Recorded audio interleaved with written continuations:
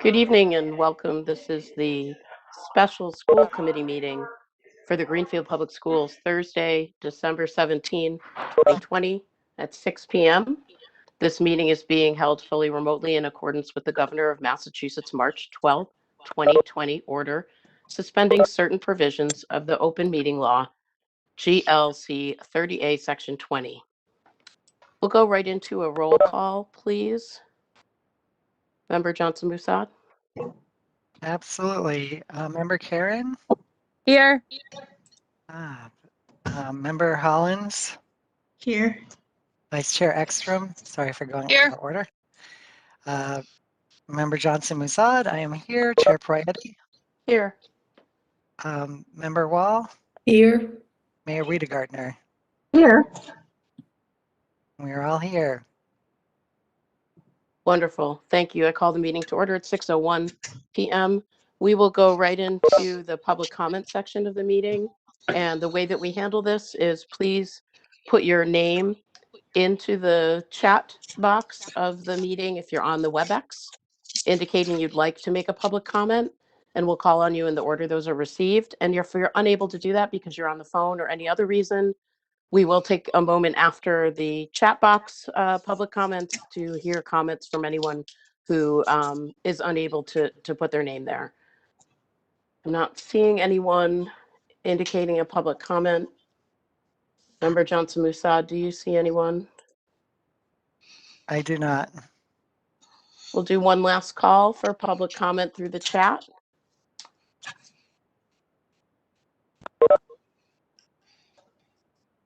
I'm still not seeing anyone. How about anyone who's unable to put something in the chat and would like to just speak their public comment? Go ahead and speak up now. You'll need to unmute your mic.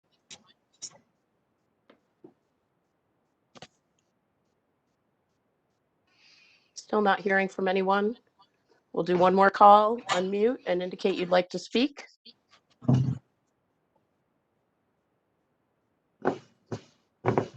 All right, so we'll move on from public comment to our only agenda item of the evening. Item 3, which is discussion, a decision on in-person learning. And what I'd like to do is actually have a motion from a school committee member to take from the table our motion that was tabled at the end of our meeting Tuesday the 15th to return to students and staff to in-person instruction. So moved. Oops. Second, Johnson-Musad. So that was Moved by Member Ekstrom with the motion Yes. to untable or to take from the table. Return to the table. So with the second, and of a vote on that, please. Sure. Member Karen? Yes. Vice Chair Ekstrom? Yes. Member Hollins? Yes. Secretary Johnson-Musad, I'm a yes. Chair Prietti?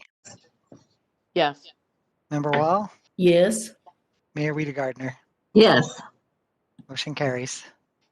Okay. So we will begin discussion on this motion. Is there any member of the school committee who is anxiously waiting to begin discussion on this? Chair Prietti, Yes. this is Member Karen. Would this be an appropriate place to bring forward the recommendation from the Joint Labor Committee? Oh, yes. You met today. Is that correct? We You guys did. just finished meeting. Please go ahead and give us an overview. That would be helpful. Thank you, Member Karen. We've actually prepared a statement that I will do now. In light Is it too late for public comment? Sorry. It is too late for public comment. Oh, great. Thanks. Go ahead, Member Karen. Okay. In light of rapidly rising cases and with the prediction of a continued rise after the holidays, the JLMC for Health and Safety recommend resumption of Phase 2 in-person learning no sooner than January 11th, with the understanding that a further extension might be needed. The Joint Labor Management Health and Safety Committee resolved to meet regularly after the holidays to continue considering the health metrics and advising the school committee regarding the possible resumption of in-person learning as a new epidemiological information is released. Please remember that other groups and bodies may have information that affects our recommendation. Did I read that slow enough? Yes, thank you. And that is, you guys voted on that to bring it forward? We didn't take a specific vote, but everybody helped draft the statement. So Great. And so we're clear that was immediately prior to our meeting now, yes? correct. Yep, we got Great. the state metrics at 5:20. We did the metrics from the mayor's web page as well. It just considering that we've seen such a large uptick post Thanksgiving, we are anticipating we may see another large uptick post Christmas and New Year's. It just seems like a safe decision. Could I ask a question, please? Go Yeah. ahead. Mayor Rita Gardner, go ahead. Sure.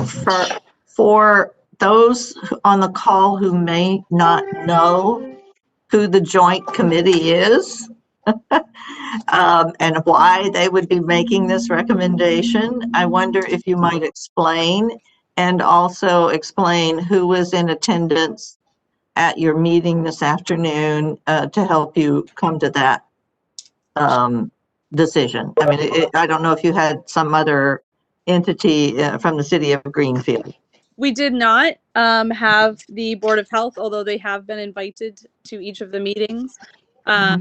We did have our lead nurse, Pam Owen, both Karen Patnode and Melody Goodwin, principals from our schools. We had Superintendent Harper, myself, and then we had both Michael Sustick and Garrett O'Brien as unit representation. And if I'm missing anybody, somebody shout at me. Dr. Janet Dickinson, our Director of Pupil Services. Was in that call. And who is the committee? We're the Joint Labor Management, it's a very long name, Safety and Health Committee. Okay. It was agreed upon between all parties to create this committee to consider metrics changed and advise to the school committee just to be another source of information. We make recommendations as a group, and yeah.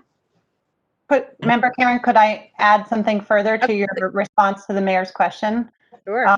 Just to clarify, members of this group also include the health director and the school physician.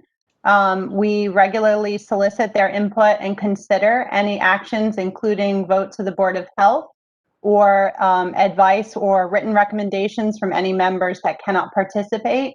Again, it's a non-voting body. It's an advisory body. And this group has met for the last 3 weeks, each time new state data has been released. And there are metrics that triggered when we had to begin meeting, which was when cases exceeded 8 per 100,000 in our community, we had to begin meeting, although there was no requirement to take any action relative to the schools. It was just to monitor the data. And as of this evening, the new state data places Greenfield in the red with nearly 60 cases per 100,000 and a positivity rate over 6%. So that new data, as well as the Board of Health's recommendation that came out, that was sent in a letter to the community on Monday, was considered in tonight's meeting. I would note, Chair, that Jennifer Hoffman has joined us. If any of the school committee members need to talk with her or ask her to speak.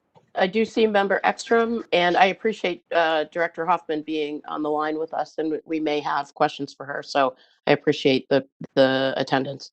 Member Ekstrom, go ahead. I just want to add one thing to the description about the group. This is a group that we had agreed to during negotiations with the union and the GEA, Unit A and Unit C, which for everyone is the educators within the district. I didn't hear that mentioned. I just wanted to make sure that we noted that as well. Thank you. That's all. Thanks. Thank you.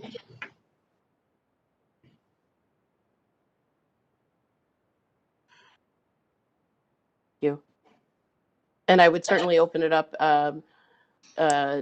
Director Hoffman, if you want to add anything or speak to anything, or if you're willing to answer questions from the school committee, that would be awesome. But if there's anything you want to add at this point, I would take that now. Go ahead. Interestingly enough, about a half hour before this meeting began, Monica Burrell, who is the director for the Commonwealth of Massachusetts Department of Public Health, sent out a mass telephone call to basically everybody in Massachusetts, telling people not to gather for Christmas and New Year's. So because the numbers are very high through more than half of the Commonwealth. So we are really emphasizing not having gathering sizes. The metrics are worrisome.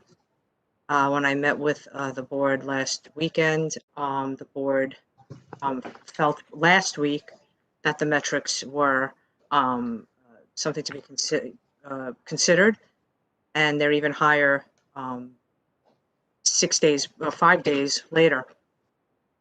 Just for example, we did the 2-day testing, and we got the first day back, and 2% of the 630 we have done were positive. They were asymptomatic. So that's about 20 people or 17 people. And that's, I mean, it doesn't sound like a lot, but those 17 people interact with other people.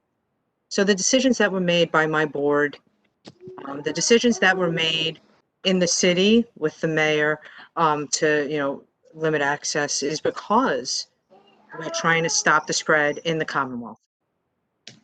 Thank you. Thank you very much for that. I appreciate the perspective. And I did see a hand from Member Hollins, I believe, and then also Member Johnson-Musad after that. Go ahead. I've been thinking about this a lot. I don't have a specific opinion on what to do. That's not why I'm speaking. And in fact, I had seconded the motion only, as I had said at our last week would be discussion. But I have been thinking about it, and I've been thinking about all the different ways people look at this, and the guidance on the DESE website, which I've learned is guidance, that says that with escalating numbers, or when you identify someone in the school itself with COVID, the part of the reasoning is whether or not if there's a risk of transmission for those children that are in school.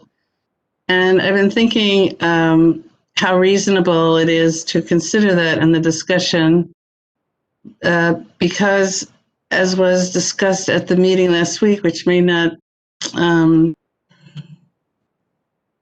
be clear to people joining the discussion for the first time, I think in 5 or 6 different schools, there are 5 to 10 significantly handicapped children. It's very small numbers.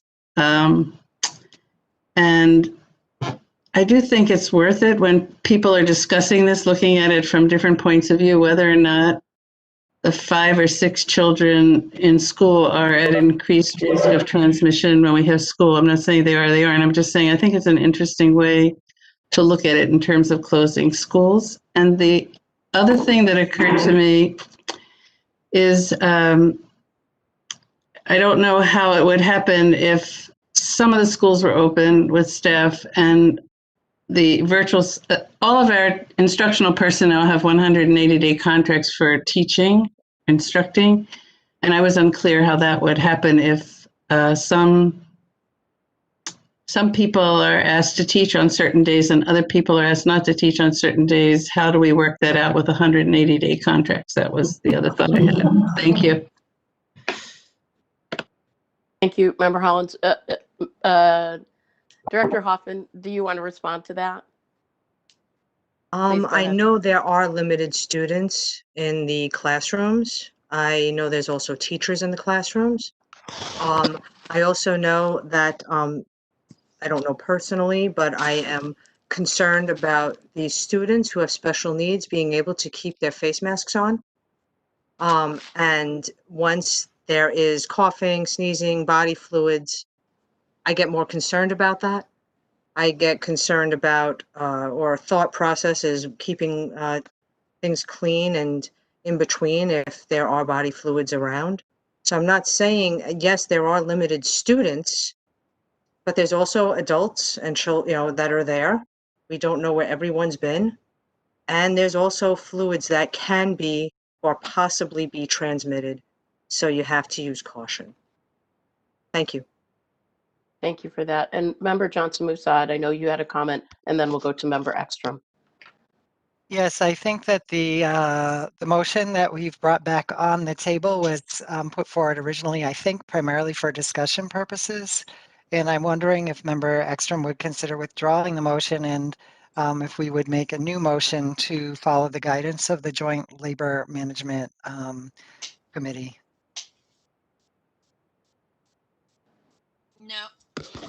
No, I'm not open to that, but I'll get to the reason why. So what it was is that to return children to in-person learning, which is a very generic statement, and where the motion came from was, do we return students to in-person learning prior to the holiday break? And listening tonight, it sounds like there's two questions on in-person learning. Do we return students prior to holiday break?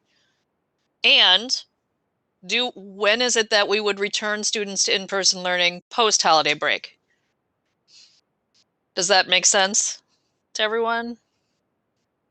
If not, please someone tell me. I think that makes sense. Are you making a new motion? Are you modifying your motion? What are you Well, doing? I don't know. I mean, we need to make two decisions, it seems to me, which is what we had discussed doing, was decision on in-person learning. But now there are two decisions. One is before Christmas, and the other's after Christmas. And truthfully, I have feelings on both. Having been in, is it acceptable if I speak further? Of course. Yep. Okay.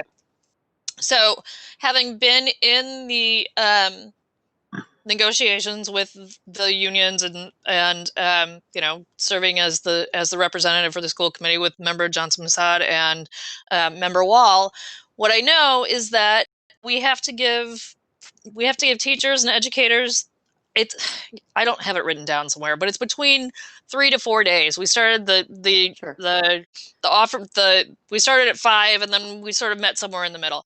And so when I think about that, if we leave this evening saying, yes, we have to return to in-person before school break, well, that would mean they'd return on Wednesday, and that's a whole lot of rigmarole for And there's not a half in-person day. on Wednesday. They're always remote on Wednesdays. Even at the high school?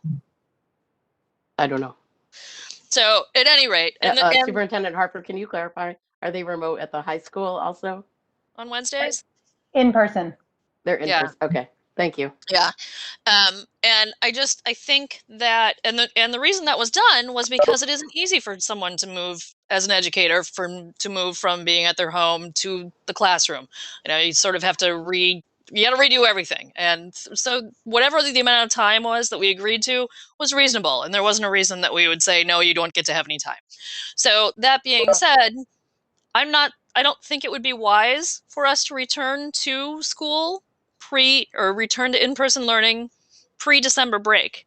I do want to say that I fully understand the difficulty that this has placed on special needs parents.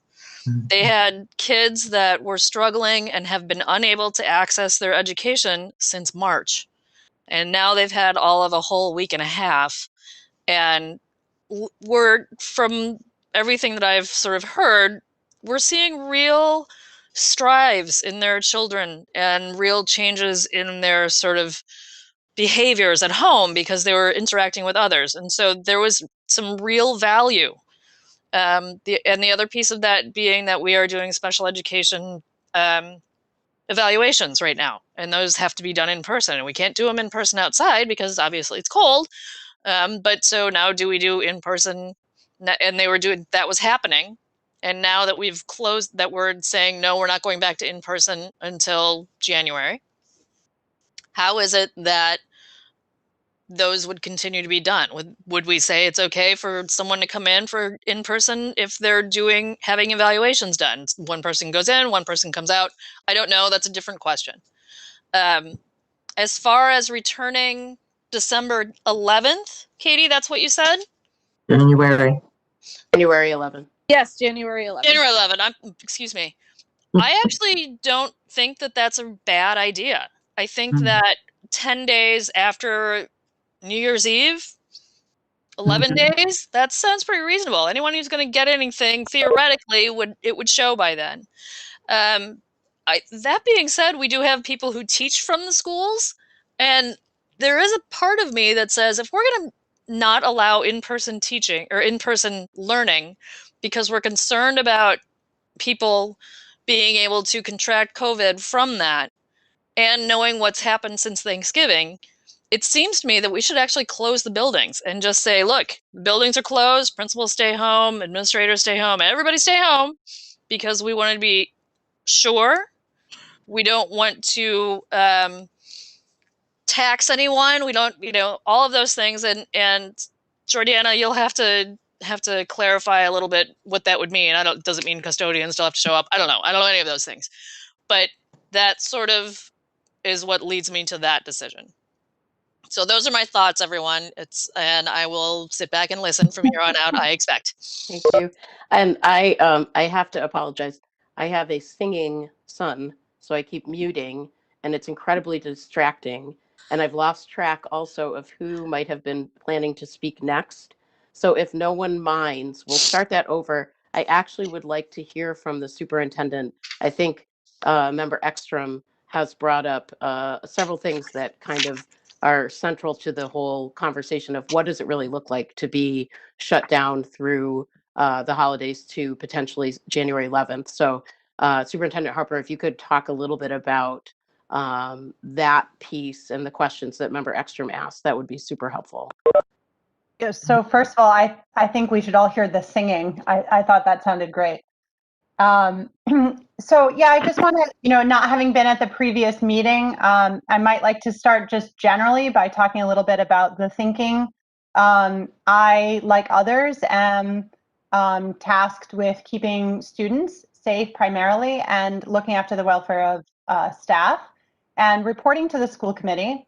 And the Board of Health's vote and recommendation was significant in that it is considering new data and a change in the data and a rapid escalation in what we've seen from the COVID metrics in Greenfield in a very short span of time.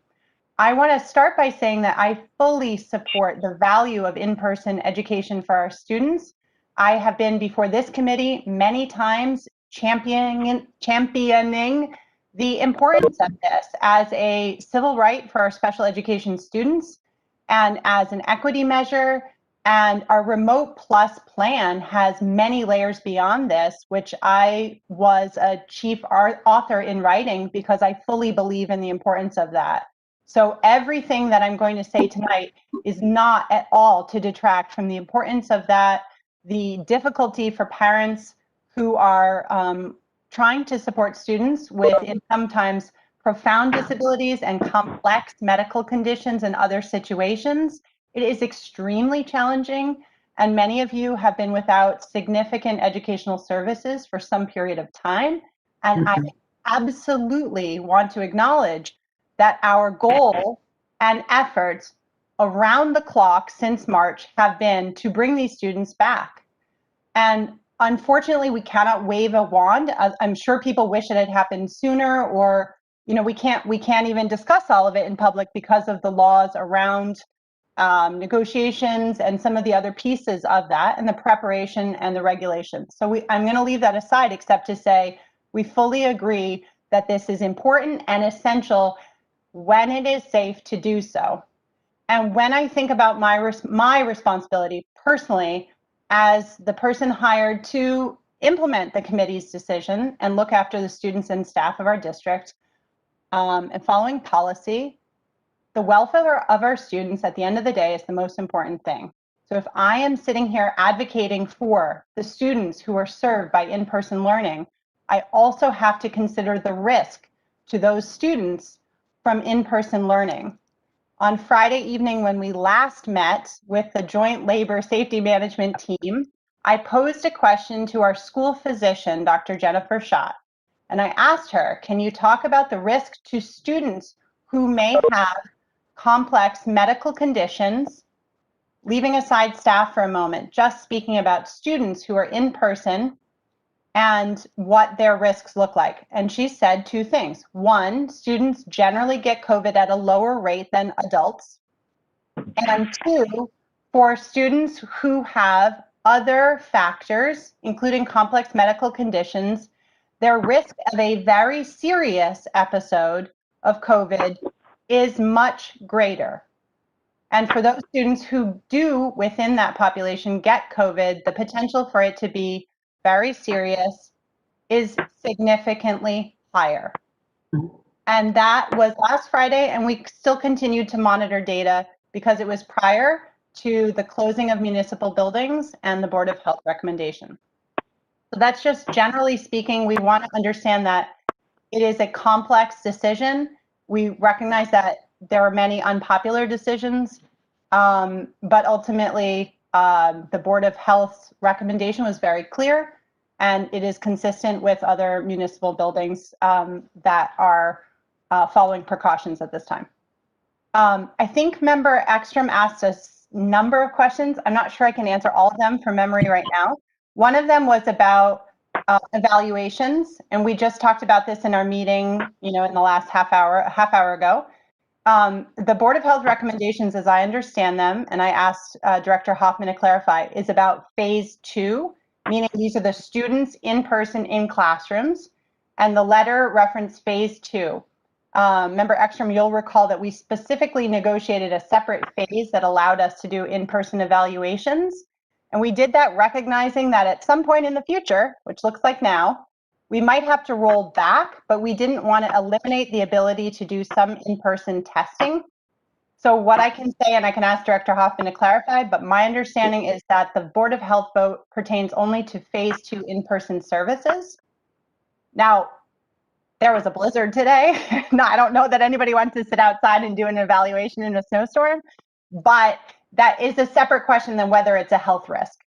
And so I want to be clear that there are pragmatic factors, but that doesn't mean it's precluded from a health perspective. And I would be happy to talk with the director, anybody else, to see how we could continue to implement evaluations. We just had this conversation with Director Dickinson briefly, because these are important. We don't want to backlog. We do want to move those services forward. So we're prepared to tackle that question of, can we do that safely? I believe there are ways to do that safely. We have a lot of plexiglass. We have protocols in place. We've written all that. I think there's no reason to stop something that can be done safely if it can be done safely. The other thing I just want to address briefly about emergency closing, I just want to state that the superintendent is charged by policy with the authority to close schools temporarily. In acting on Monday in following the Board of Health recommendation, I believe that I was following the policy on emergency closings, which is EBCD. I also had, perhaps coincidentally, had to invoke that same policy earlier the same day, and again today for the purpose of a snow day. So the temporary closure that I enacted on Monday was it really essentially until tonight's meeting so that the committee could weigh in, but also balancing the need to tell families that this could, if voted by the committee, could last some period of time to try to provide notice for the same reasons that we were talking about earlier tonight, that it is incredibly disruptive for families. It is very hard on them, and the more notice they have, the better. So I just want to acknowledge those things. Member Ekstrom, if you had a question that I didn't get to, maybe you could restate it so I could answer it. I had a lot sort of questions for everyone, so I don't know that there's anything specific that I was looking for you to answer outside of really what do we do about evaluations. So anyway, feel free. I saw the mayor had her hand up. I was actually scratching, but I'm happy to talk, but Amy may have a different idea. Well, I'm wondering, I've seen Director Hoffman very actively engaged listening. If you have any comment at this point, we would happily take that. I agree with Superintendent and Susan Ekstrom about that. We can find a safer way to do these evaluations. We could discuss plans and move forward. We don't need to backlog this, and there are children that need to move forward with their education. And I think we could find a safe way to implement that. Thank you. And Mayor Rita Gartner, did you want to comment now? I do. Please. From a process standpoint, several minutes ago, I think Member Johnson Musad asked Member Ekstrom if I want to talk about process and then I want to give you my thoughts, but if she would be willing to alter her original motion. As she began to talk, it sounds like that she should or should consider it, because she mentioned that it was not necessarily a bad idea to close the schools down until January 11th. So that may be part of another motion. I don't know. So that's all. From a process standpoint, we may be a little bit off the original motion. We are. I think that's a really good point. Yeah. And it's just gone into the chat. And because the motion was tabled from the last meeting, I am surprisingly prepared to read it to you, where normally I would look to our recording secretary, Susan Farber. But the current motion on the table is move to return students and staff to in-person instruction.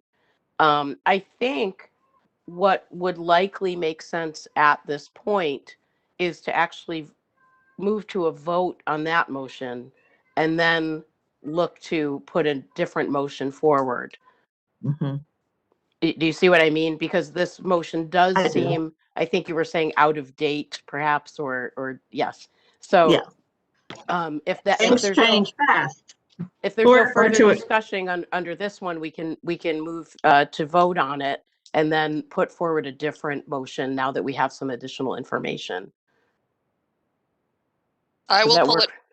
Yeah, it's Motion. fine. That's an option too. Yeah, I can. So I'll withdraw the motion and Okay. someone make a new one. Okay, so the motion has been withdrawn. Is there a member that would like to attempt a new motion? Member Johnson Musad, please go ahead. I move that we adopt the recommendations of the Joint Labor Management Safety Committee. And that, and as stated, okay. And we would need to get also a copy of that, Member Ekstrom. I'm sorry, Member Karen, a copy of that statement. I mean, just that the motion doesn't address prior to school. So yeah, I was going to say or prior to Christmas, and that's fine if we're. Let's if keep we working wanna... on the motion for a second, because I think I would like the motion to address two things. I think I would like to have a date of potential return. And I also think I would like for it to address the assessments that we've talked briefly about potentially I'm confused. continuing. I thought the recommendation from them did have a specific date and to reevaluate on that date. Did it say January 11? Yeah, maybe we could ask Member Karen to please read it back again. Yes, I will read it to you. It does not say we would reevaluate. It says that we are suggesting we go back, and if needed, we will continue to evaluate over the time. But I will read the whole thing. Hold on. Thank you. It's going to take me a second.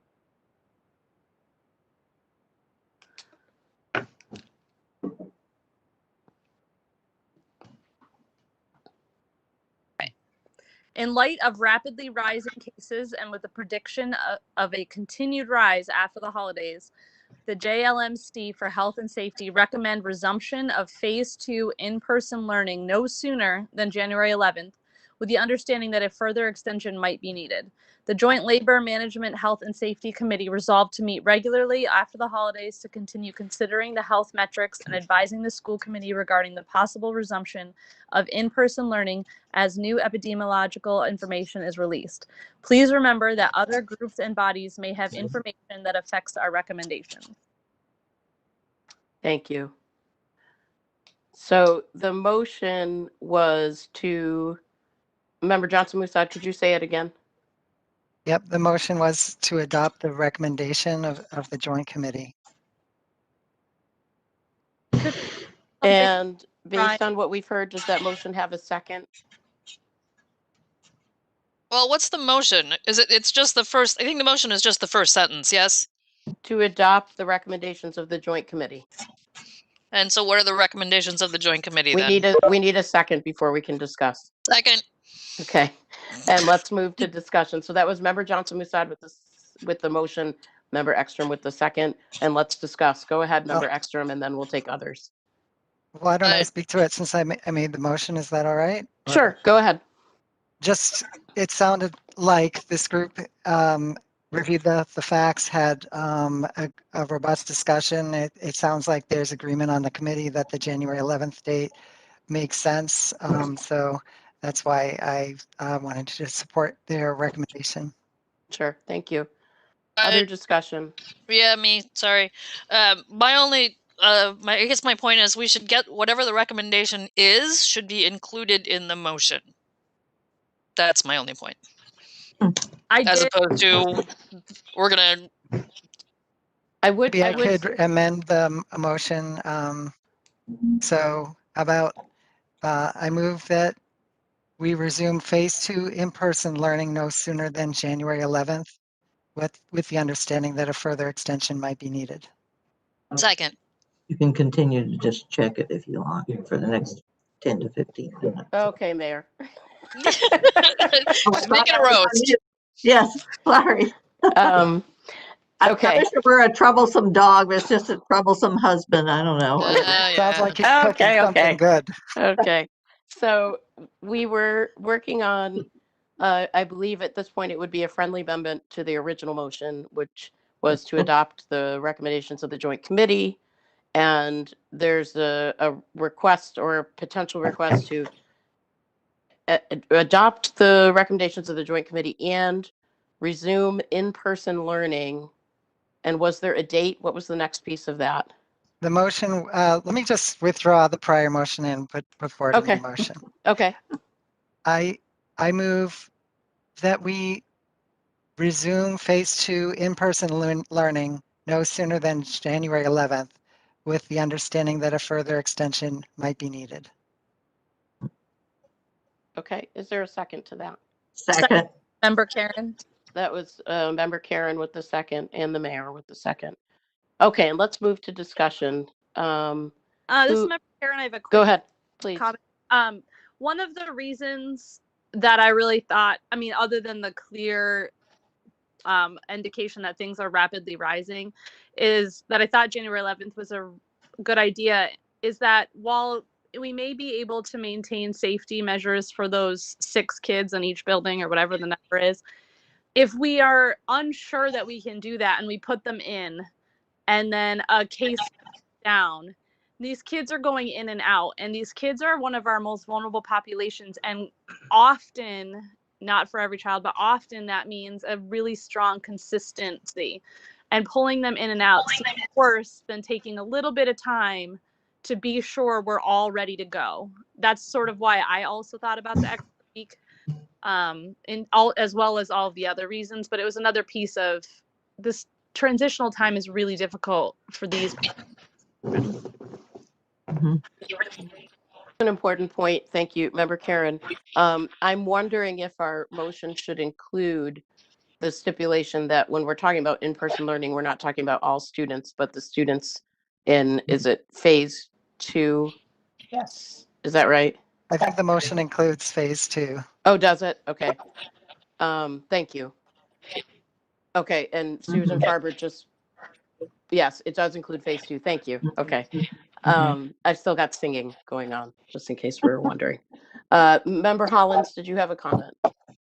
Yes, I had 2 comments. The first is I support this motion the way Member Johnson Musad has reworded it. I wouldn't have supported the first one because it's already so confused. Who has decision-making authority on this? I wouldn't want to add in another advisory group as another authority. So I'm glad you reworded that for the content. But the other thing is the discussion about in-person learning. You already mentioned that it may be perfectly safe and reasonable for individual students that are having evaluations for that to be scheduled And what may not be obvious to all of us is that there are some other things that happen on a one-to-one basis that the provider and the superintendent feel is safe, like someone that must have physical therapy once a week or something. There's certain health-related services we provide that aren't really classroom learning. So I'm wondering if there might want to be an exception tied into the motion that that allows individual assessment and related services to continue as the superintendent may deem safe, or something like that. Because Thank you for that. some of those things are essential health services that you have so much regression if you don't keep it up. So thanks. Thank you. I was wondering similarly, and I'm thinking it might make sense for a second motion after this one related to those special services, just so we're clear about what's happening. But I would be open to however the committee obviously wants to approach it. And anyone else from school committee like to speak? I would also, if the superintendent or Director Hoffman is interested in making a comment, obviously, that's welcome at this point too. I Go would ahead, like Mayor to Rita speak. Gardner, please. I too support this motion. I have, like Superintendent and Susan Ekstrom, the greatest empathy for those parents of the children that we're really talking about. It's 39 students. Is that me? Okay, I'll continue. It's 39 students, and they are among some of the most vulnerable. But I also understand that I was moved by a couple of the different emails that I received from, or that we received from parents of these children. They're also only able to learn perhaps with the one-on-one situation. And I am greatly understanding of that. But at the same time, I do think they need to be protected. And I am very cognizant, because I interact with Director Hoffman on a daily basis, as do the rest of us in the administration, of the spread and how rapidly it's happening. And I think that it's really important that we give ourselves some time during this holiday season, because we can't control everything. We can't control what other people in this community are doing, other families are doing. I wish we could, but we have this rise, I'm convinced, throughout the state and in this community, because people gathered at Thanksgiving, and the only other time I can think of that people would really want to gather would be around the Christmas holiday. And I think the January 11th date is a very wise date. So to the extent that we can, as a body, with the superintendent's advice, make it safe for the essential things that need to happen for these students during that time, I'm very much in favor of this this motion at this time. Mayor and Director Hoffman, please go ahead. Thank you. So thinking about Thanksgiving, I think it was Member Ekstrom that said that 14 days after a holiday is about okay for people, you know, that everyone, whoever's going to be infected is going to be infected, and everything's going to be okay. So if we look at November 26th, that's more than 14 days, and the numbers are still rising.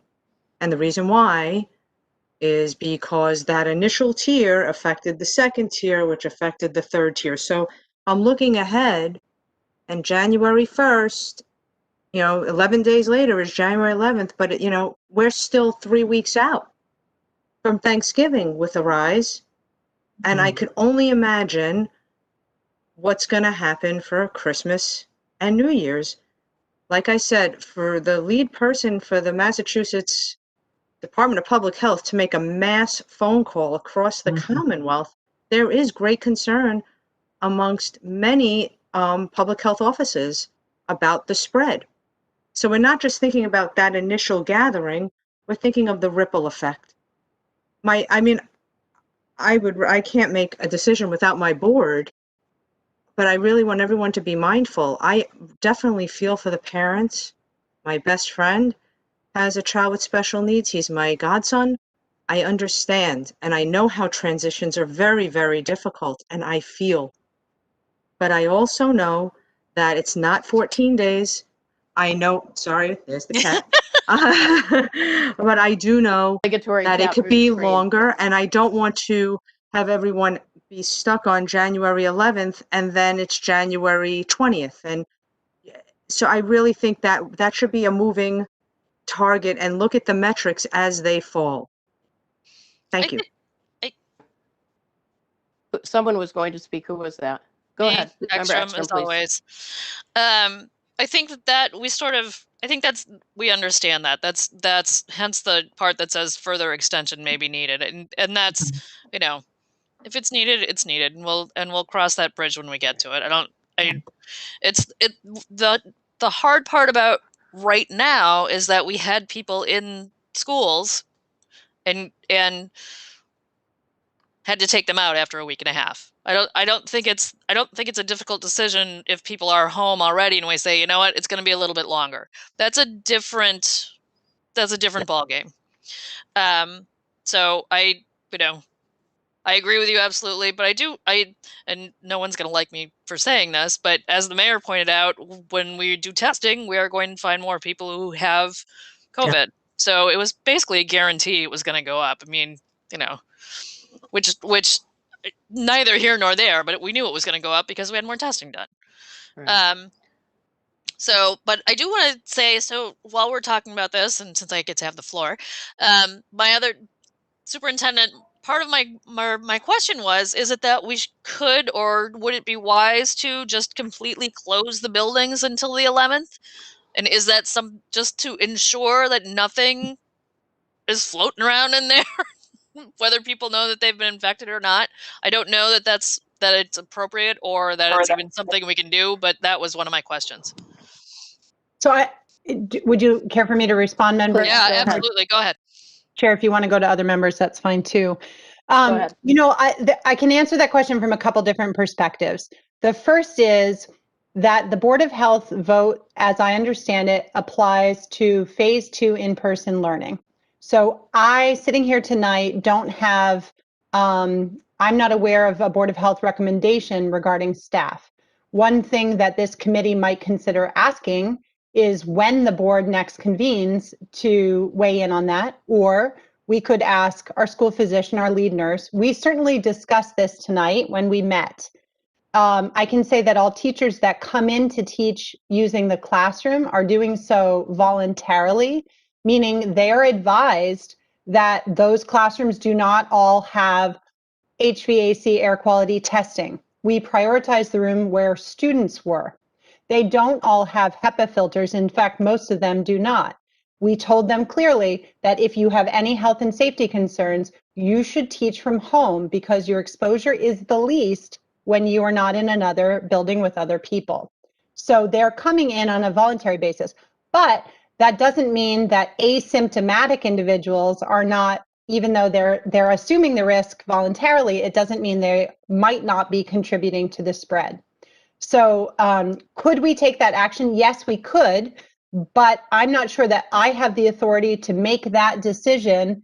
Going back to the policy on emergency closings, the policy basically says continue normal operations as much as you can, and that is what we've done, where staff continued coming in, although students were remote. And also, as I understand the mayor's implementation about municipal buildings, it is closed to the public, but that does not mean that staff are not working. That is correct. So as a department of the municipal, as another department, we worked on Monday to align with the mayor's stance on that, which I read about in the paper over the weekend, and tried to ensure that we also were following suit. So if the school committee wanted to take that as a precaution, I would be happy to work on implementing protocols around that. I think, that's something that the committee may have to go to the bargaining table about, but it's certainly something that you all may want to take up. But as Member Hollins asked, there are questions then about work hours and so forth. And I think that's a different conversation than the immediate health and safety. So it wasn't part of the temporary action that I took because it is more complex. And I'm not suggesting that people wouldn't be working, or that people wouldn't be paid. It would be the buildings are closed, and like today when we had a snow day, the administrate as far as I know, the principals were still in the office. There is very little reason to be in the building, or principals are still in their buildings. In my mind, because I'm not a principal and I don't do all of these things, but in my mind, like on a snow day, I don't feel like there's a reason the principal should be there, but that's just me. And so is it that we want to do that throughout? It's a question I have. We can discuss it. Y'all can tell me I'm crazy, and that's that. I'm curious. Could I address the city buildings as part of this discussion? I'm sorry, I missed the first part of what you said. Can you I repeat? said, I'd like to, in a timely manner, address the city buildings as part of this discussion. Sure, go ahead. So I would just say, only use those as an example to the extent that, yes, we have closed the city building to the public. There are essential personnel who have to meet with the public by appointment only. And they are taking that risk as they do that.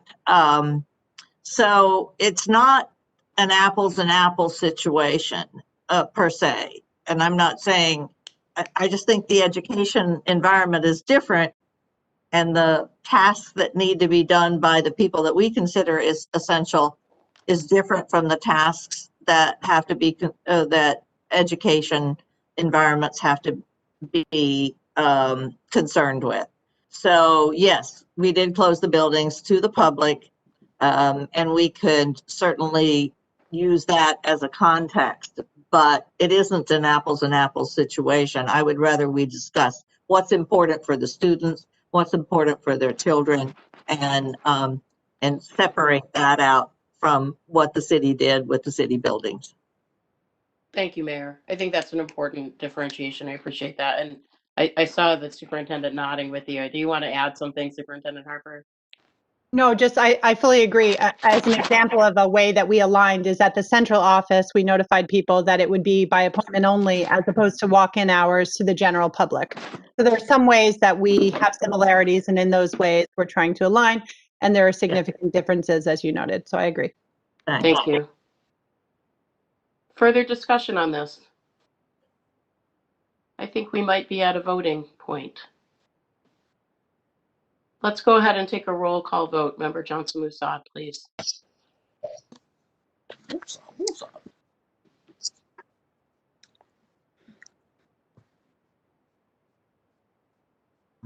You're on mute.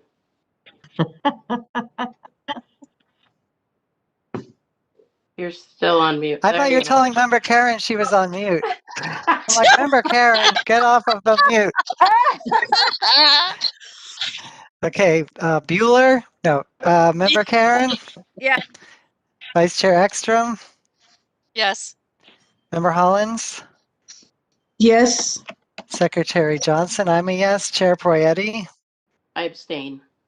Member Wall? Yes. Mayor Wiedegardner? Yes. The motion carries. Wonderful. I think that was an excellent discussion. I appreciate that. And definitely, Director Hoffman, we appreciate your time this evening and your perspective for us. And we likely may ask for your attendance and guidance at a later date too. Thank you, and good luck with all you're doing. We appreciate that as well. And I believe She's a rock star, by the way. I see that, yes, and we're very grateful, very grateful. This is definitely a team effort like none I ever imagined before. That is our only agenda item. I would, if anyone feels related to this agenda item, we need any further discussion or on a motion and discussion, I should say. I would entertain that now.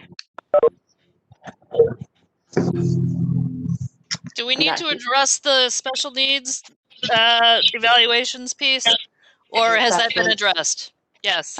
I see hands from Member Hollins and then Member Johnson Musad, and I'm imagining they're going to talk about that. Go ahead, Member Hollins. Well, you had asked if there, I think you mentioned there may need to be a second motion. So I would like to move that individual services and assessments for students will be scheduled by the superintendent as in her discretion. Or her designee. Or designee, yeah. But I would say individual services and assessments. Okay. And is there a second to that motion?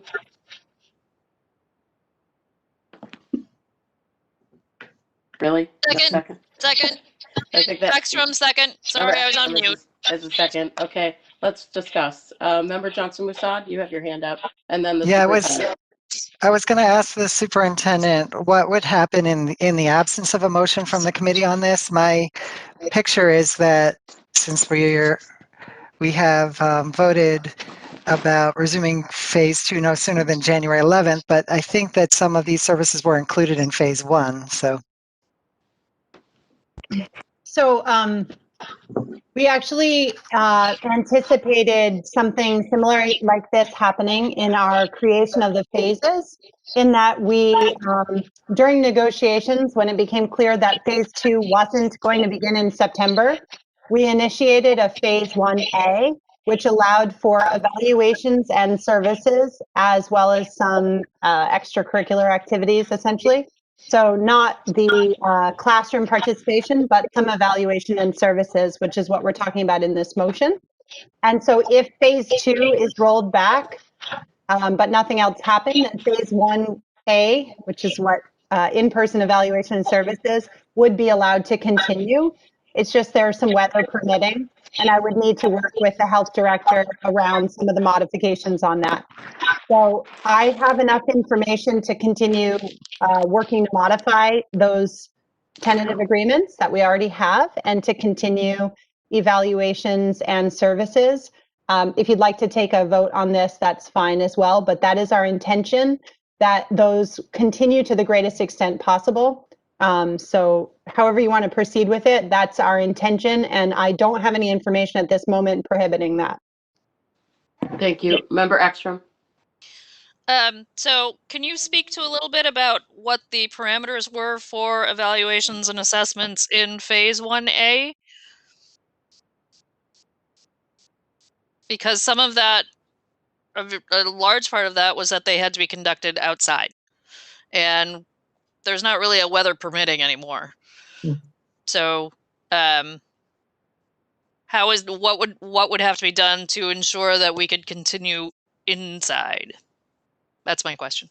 So I think what we've talked about so far is that I will follow up with Director Hoffman, and we will have conversations about possible ways that we could modify this.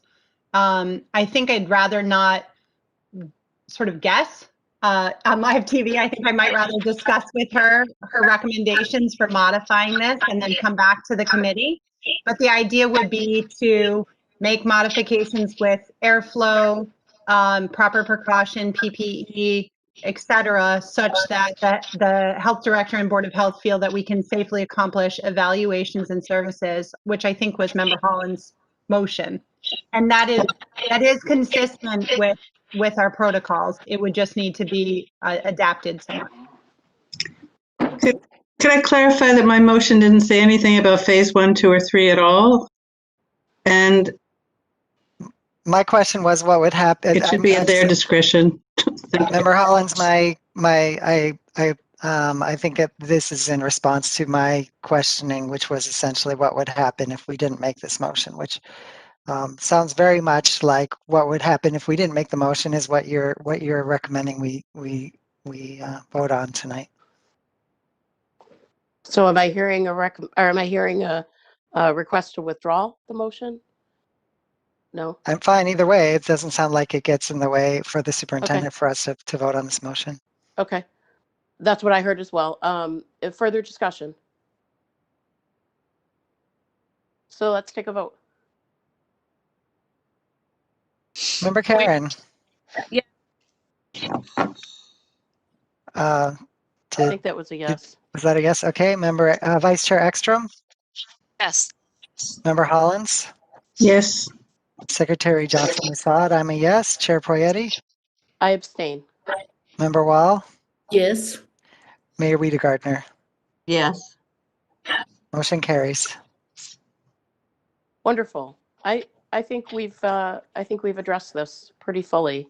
I appreciate all of the discussion, and I would entertain at this point a motion to open an executive session for exemption reason number 2 under MGL C30A subsection 21, which is to conduct strategy sessions in preparation for negotiations with non-union personnel, or to conduct collective bargaining sessions or contract negotiations with non-union personnel. So moved. That was Member Wall, and a second, Second. Member Hollins. Hollins, and let's have a vote on that. Member Karen? Yes. Vice Chair Ekstrom? Yes. Member Hollins? Yes. Secretary Johnson Musad, I'm a yes. Chair Poyetti? Yes. Member Wall? Yes. Mayor Wiedegardner? Yes. Motion carries. Okay. And Jen, then, you are free to go. yes, thank you very much. And then just for a note to GCTV and all others listening and following along, we will not be taking any votes in our executive session. We will not be returning to the public session. We are done for the evening, and we thank everyone for tuning in. And I would take a motion to adjourn the public session, please. Wait, can I ask one question? I don't know. What's it about? Do we think we're going to have any more meetings this month? We will not have any further meetings in the month of December. Yes. Okay. We had penciled in a meeting for, so you're saying that Yeah, we had we're penciled done. in the week of 28th, it's not going to happen. Oh my God, we're No, done. no, it's Please. not. We need some time off from all of this. Yeah, the chair has decided we are done. Spoken, if you will. We will Well, meet let's at some hope point. COVID cooperates. Yes, we will meet sometime after the new year. Where were we? Motion to adjourn the public session, please. Yes. I second it Okay. on top of her asking a question. Okay, and let's have a vote on that, please. Member Karen? Yes. Vice Chair Ekstrom? Yes. Member Hollins? Yes. Secretary Johnson Musad, I'm a yes. Member Chair Poyetti? Yes. Member Wall? Yes. Mayor Wiedegardner? Yes. The motion unsurprisingly carries. Wonderful. Meeting is adjourned at 7:03 p.m. Everyone have wonderful holidays. Happy holidays. Superintendent Harper, thank you. Have wonderful holidays, everyone. New Year. And We have 10 minutes. we'll give you all, okay, I think after only an hour meeting, you can have 5 minutes break. I'm saying so you can deal with your child. Go